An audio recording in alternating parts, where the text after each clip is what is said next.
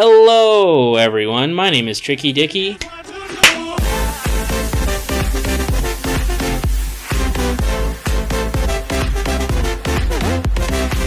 I want to start by saying thank you to everyone who has subscribed to me recently. I hit 60 subscribers today while I was setting up for this recording, and I think that's really cool. I just kind of do this for fun in my free time, and I don't post very often, so the fact that there are almost 60 people out there that want to watch my stuff is pretty cool, so thank you if you're subscribed, and if you're not, maybe you should be. Apparently some people like it. So anyway, I just got out of my Red Dead Redemption 2 coma. Babe. Babe. Babe.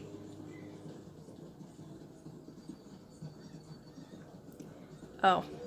And I finally was able to power down my PS4 for the first time in months, and I decided to talk about something else. It's a little thing Nintendo's been calling Nindies, which, if you don't know, is a clever combination of the word Nintendo and indie. They realized that indies are great for the Nintendo Switch, and they did this whole push to get a ton of them on the eShop, and it worked. The eShop is full of indie games. Really good ones sometimes, too. Since a good majority of my Switch library is indie games, or Nindies, I wanted to start reviewing them, so if you've never heard of them, you don't know if they're good or not, I can tell you if they're good or not. Enter the Gungeon is on the chopping block today, and despite playing hours and hours of it already, I feel like I've barely scratched the surface of what it has to offer. Despite being a procedurally generated roguelike dungeon crawler like many other games, the amount of content that this one has is just staggering. I've clocked like 35 hours in this game, and look at all the items, weapons, enemies, and bosses that I've never even encountered yet. The amount of stuff in it is one thing that makes it really unique. Every time you start a run, it's going to be a different experience than the last one. There's also 4 different playable characters, tons of unique NPCs, and a seemingly infinite arrangement of rooms for each level. This is the type of game that you'll get a lot of gameplay out of before you ever get bored. And even when you do, you can put it down for a little while, and when you come back, it feels fresh and there's new things to draw you in every time. Gameplay in Enter the Gungeon is snappy and satisfying. It plays like your typical top-down twin-stick shooter, and even feels like a bullet hell game sometimes, but there's a lot of unique qualities it has that makes it stand out on its own. With such a heavy focus on guns, both in gameplay and lore themes, they've really nailed the ammo management system. You have to pay attention to how much ammo you have left, both overall and in your magazine. You start to get in the habit of manual reloading often, just like in regular first-person shooters like Call of Duty or something like that. You also have a sweet dodge roll that makes you invulnerable to bullets, and it even lets you slide across tables like an action movie star. And once you've slid across them, you can flip over those tables to create cover wherever there's tables. This is great because the tables in combination with corners and other cover is pretty much essential to survival in the harder rooms. If you are getting overwhelmed by bullets, however, you can fire a blank and clear out the whole room. And this isn't overpowered because you only start with a couple, and they're rare to find and usually expensive to buy more. There's a sweet little shop on every level that lets you trade in your currency that you earned from clearing rooms to buy more things for your run, like you can buy more health packs or useful items, even weapons sometimes, and blanks if you're out or you just want more. Enter the Gungeon achieves a really cool thing that a lot of other games try to achieve, which is being easy to learn but very difficult to master. New players have a pretty easy time picking up the controls and learning how to play, but the game gets really hard really fast, and it takes you a long time to practice and get through all the levels. I'm not that good at video games, but 35 hours in, I can consistently get to the 3rd level now, but I still haven't beaten it yet. Hello darkness, my old friend. Enter the Gungeon uses pixel graphics, which is pretty par for the course as far as indie games go, but that doesn't mean it can't look damn good. This kind of expands on my previous point about the sheer amount of content in this game.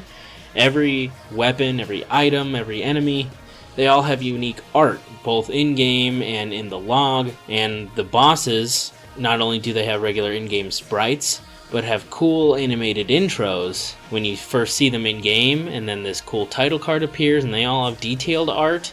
It looks incredible, the style is great, and it's really, really cool to look at while you're playing. Looking at this footage, you might be impressed by how good the lighting is and how good like the sense of depth is in the game. And you might be curious how they achieved this. Well, fun fact, this game is not 2D, it's actually rendered in 3D with 2D assets. One of the developers tweeted this picture that shows it from a different angle. You can see how it's actually 3D. The camera is just fixed in such a way that it looks like a 2D top-down game. That's how they achieve such good depth and lighting effects. The rooms look like they have depth because they literally do have depth. Apparently it's easier to program it this way, but I still think it's a really cool way to do it because it looks fantastic. The sound design of this game is just like the little cherry on top of this immersion sundae. Every part of the soundtrack is really good at setting the appropriate tone. Whether you're fighting an intense boss battle or just exploring empty rooms and hallways, the soundtrack always sets the right mood for those situations.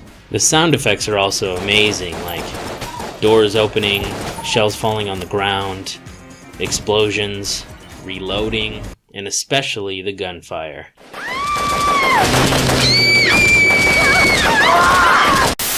Overall, I definitely recommend getting into the Gungeon. These indie, top-down dungeon crawlers aren't new. The first time I played it, I was like, oh, this is just The Binding of Isaac. But there's a lot of redeemable qualities under the surface that makes it stand out on its own. One of the best things, in my opinion, is the sense of discovery that you don't really get in a lot of games anymore. It's always cool to find a weapon or item you've never seen. Meeting new bosses you've never heard of is always intimidating. But there's also a ton of little secrets and Easter eggs in the game too. A lot of the guns are references to other things in pop culture. That's why I haven't really covered them that much, because they're cooler when you notice them and recognize them from other stuff. I didn't want to ruin any of the little things like that, so you should definitely go check it out. Keep an eye out for all those little references that might make you happy when you see them. Maybe if you got an eShop gift card for Christmas, maybe you should spend it on this. In fact, if you're like me and you didn't get into a lot of these popular indie games on the PC, the Switch is a great place to do that. You can start picking them up in the eStore and trying them out on the Switch, because the Switch is like the best thing that's ever happened to indie games. I guess you wonder where I've been. I searched to find the love within. Alright, that's going to do it for me today. Enter the Gungeon is great, and you should try it out. I'm going to review more Nindies in the future. I'm going to get back to Oculus sometime in the future too, but I've been working a lot, and it's easier to take my Switch to work than it is to take my Oculus to work.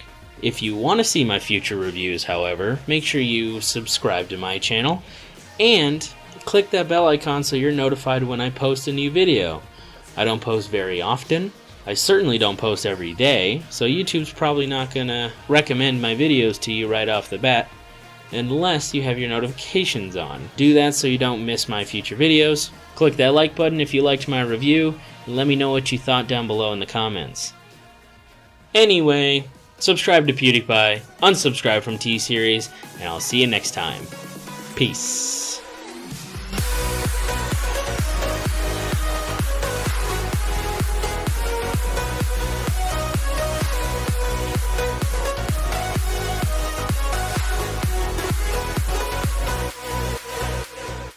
Ugh.